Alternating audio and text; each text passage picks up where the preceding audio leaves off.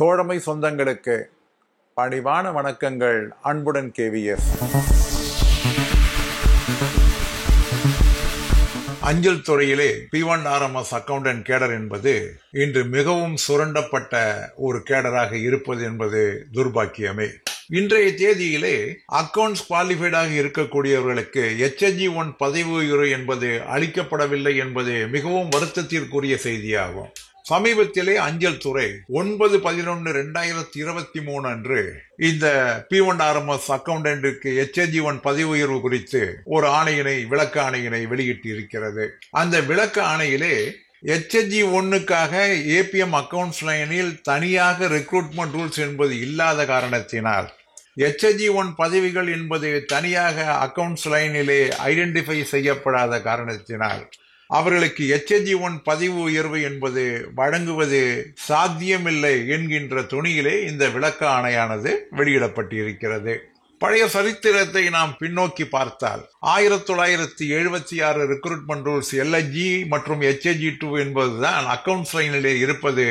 அதற்கு பின்னால் அந்த ரெக்ரூட்மெண்ட் ரூல்ஸ் என்பது இன்று வரை ஏறத்தாழ 48 வருடங்கள் ஆகியும் கூட இந்த ரெக்ரூட்மெண்ட் ரூல்ஸ் என்பது இன்று வரை மாற்றப்படவில்லை. DOPTயினுடைய ஆணையின்படி ஒவ்வொரு 5 வருடமும் ரெக்ரூட்மெண்ட் ரூல்ஸ் என்பது மறுபரிசீலனை செய்யப்பட வேண்டும் என்று இருந்தாலும் கூட இந்த P1 RMS அக்கவுண்டன்ட்டை பொறுத்த அளவிற்கு 48 வருடங்களாக ஒரே ரெக்ரூட்மெண்ட் ரூல்ஸ் என்பது நிலவி வருவது என்பது மிகப்பெரிய துர்பாக்கியம்.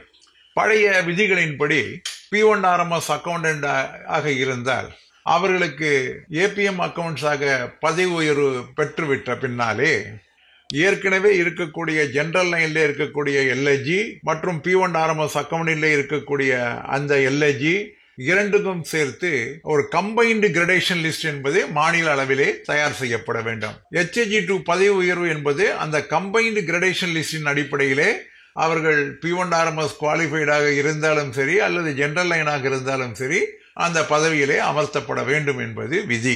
அதே போன்று HSG2 பதவி உயர்வு வந்த பின்னாலே காமன் கிரடேஷன் லிஸ்ட் அடிப்படையிலே தான் HSG1 பதவி உயர்வு என்பதும் அளிக்கப்பட வேண்டும் என்பதுதான் அப்ப இருக்கக்கூடிய விதி. இந்த விதிகள் எப்பொழுது மாற்றப்பட்டது என்று பார்த்தால் TBOP BCRக்காக நாம் சென்ற பின்னாலே TBOP என்பது LSG-ஆக உருவகப்படுத்தப்பட்டு BCR என்பது HSG2-ஆக உருவகப்படுத்தப்பட்டு ஏறத்தாழ 12-13 வருடங்களுக்கு மேலாக அதே நடைமுறையில் இருந்த பின்னால் மீண்டும் அஞ்சல் துறை விழித்து TBOP BCR என்பது பைனான்சியல் அப்கிரேடேஷன் தானே தவிர அவைகள் LSG HSG2 அல்ல, மீண்டும் LSG HSG2 என்பது அளிக்கப்பட வேண்டும் என்று தன்னுடைய போக்கை மாறிய நேரத்திலே தான் இந்த பிரச்சனையானது எழுந்தது. அக்கவுண்ட்ஸ் லைனிலே இருக்கக்கூடியவர்களுக்கு இந்த சலுகையானது அடுத்து வெளியிடப்பட்டிருக்கக்கூடிய அந்த LSG ரெக்ரூட்மெண்ட் ரூலிலே அல்லது HSG2 ரெக்ரூட்மெண்ட் ரூலிலே HSG1 ரெக்ரூட்மெண்ட் ரூலிலே சொல்லப்படாத காரணத்தினால் இந்த கம்பைன்டு கிரடேஷன் லிஸ்ட் என்பது மாநில அளவிலே தயாரிக்கப்படாமல் ஒரு ஸ்டேஜிலே நிறுத்தப்பட்டது.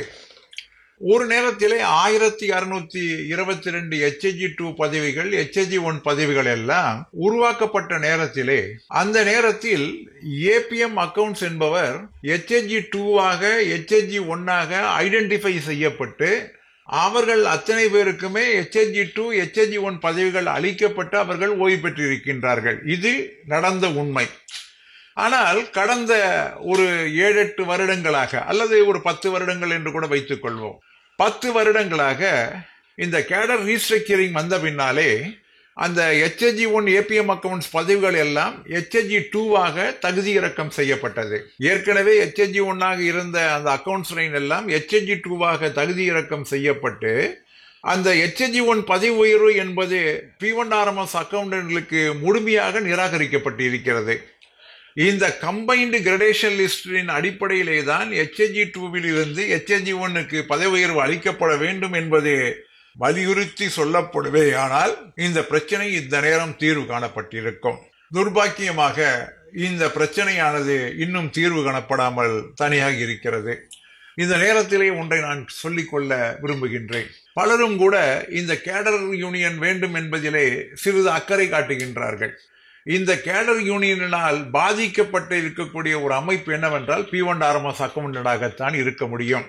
ஒரு காலத்திலே P1RMS அக்கவுண்டன்ட் என்பது தனியாக ஒரு அமைப்பு என்பது உருவாக்கப்படாமல் இருந்த நேரத்திலே P1RMS அக்கவுண்டண்டை சார்ந்து இருக்கக்கூடிய பல தோழர்கள் தான் HAG2, HAG1 ஆகியவற்றிலே விரைவாக பதவி உயர்வு பெற்றார்கள் என்பது வரலாற்று உண்மை. பல நிர்வாகிகள், தொழிற்சங்க நிர்வாகிகள் எல்லாம் அக்கவுண்ட்ஸ் லைனை சார்ந்து இருந்தார்கள் என்பதும் ஒரு வரலாற்று உண்மை.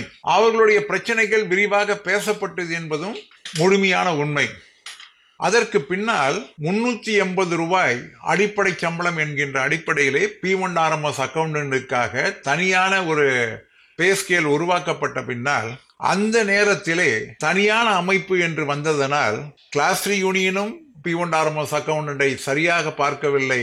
அதே போன்று அவர்களும் பார்க்கவில்லை. அதற்கு பின்னால் P1RMS அக்கவுண்டன்ட் எல்லாம் TBOP BCRக்கு ஆட் செய்யலாம் என்று வந்த பின்னாலே அத்தனை பேருமே TBOP BCRக்கு ஆட் செய்த அடிப்படையிலே P1RMS அக்கவுண்டன்ட் என்கின்ற தனி கேடரே உருவடிந்து போனது. அதற்கு பின்னால் அந்த கேடர் என்பதே இல்லாமல் போனது. அதற்கு பின்னால் இந்த பிரச்சனையானது ஒரு முழுமையான ஒரு வடிவெடுத்தம் எடுத்திருக்கிறதா என்றால் இல்லை. ஆகவே இந்த கேடர் யூனியன் தற்பொழுது கூட தனியாக HAG2க்கு தனியாக ஒன்று, ஏனென்றால் HAG1 கெசட்டட் போஸ்டாக ஆகிவிட்டால் வெறும் HAG2க்கு மட்டும் ஒரு தனி யூனியன் என்றால் மிக சொற்பமான எண்ணிக்கையில் இருப்பவர்கள் என்ன கோரிக்கை வைத்து போராட முடியும்? நிச்சயமாக போராட முடியாது. இப்படி கேடர் சங்கங்களை உருவாக்குவதனுடைய நோக்கமே தொழிற்சங்கங்களுடைய நோக்கங்களை முடக்குவதற்காக அல்லது தொழிற்சங்கங்களை அதனுடைய கூட்டு பேர சக்தியினை குறைப்பதற்காகத்தானே தவிர மற்றபடி வேறு எதுவும் இருப்பதற்கு வாய்ப்பில்லை. எனவே இந்த கேடர் சங்கங்களுடைய அடிப்படையிலே ஓரளவிற்கு கவனிக்கப்படாமல் சீரழிந்த கேடர் என்றால் P1RMS அக்கவுண்டன்ட் கேடராகத்தான் இருக்க முடியும். இப்பொழுது என்ன செய்ய வேண்டும்? கேடர் ரீஸ்ட்ரக்சரிங் என்பது PAவிற்கு வந்த பின்னால் அதே ப்ரொபோர்ஷனிலே அக்கவுண்ட்ஸ் லைன் என்பது தனியாக பிரிக்கப்பட்டு அதிலே HAG1, HAG2, NFG என்கின்ற அளவிற்கு பதவி உயர்வு என்பது அதிலே அளிக்கப்பட வேண்டும் என்ற கோரிக்கை எழுப்பப்பட வேண்டும். தற்காலிகமாக இதுவரை விலக்கிக் கொள்ளப்படாமல் ஏற்கனவே இருக்கக்கூடிய விதிமுறைகளின் அடிப்படையிலே கம்பைன்டு கிரடேஷன் லிஸ்ட் என்பது மாநில அளவிலே தயார் செய்யப்பட்டு அதிலே ஜெனரல் லைன், அக்கவுண்ட்ஸ் லைன் ஆபீசர்கள் ஒன்றாக சேர்த்து அதன் அடிப்படையிலே பதவி உயர்வு அளிக்கப்பட வேண்டும் என்ற கோரிக்கை வலுவாக எழுப்பப்பட்டால் தற்காலிகமாக இந்த பிரச்சனைக்கு ஒரு தீர்வு காண முடியும் என்பது என்னுடைய தாழ்மையான கருத்து.